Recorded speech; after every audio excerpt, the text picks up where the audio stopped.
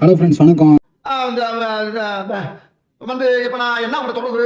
இன்னைக்கு என்ன முக்கியமான தகவல், எனக்கு என்ன தெரியும் கேளுடா. ஒரு மெசேஜ் வருது, தமிழ்லயோ அல்லது இங்கிலீஷ்லயோ வருது.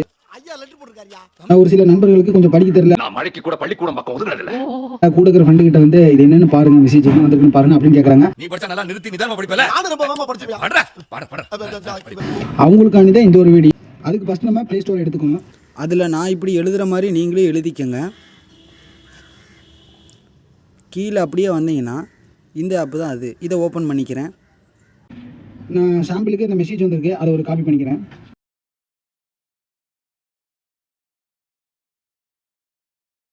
அப்புறம் அந்த ஆப்புக்குள்ளே போய் பேஸ்ட் பண்ணிக்கிறேன்.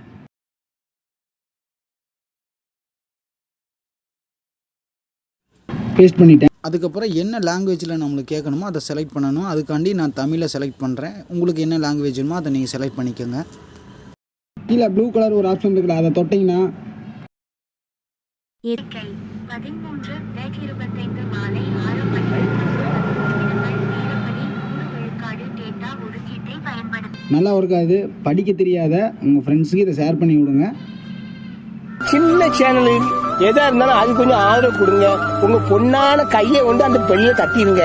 அவங்களுக்கு சப்ஸ்கிரைபர் 5-10 ஏறுனா அவங்க மனசு சந்தோஷப்படும்.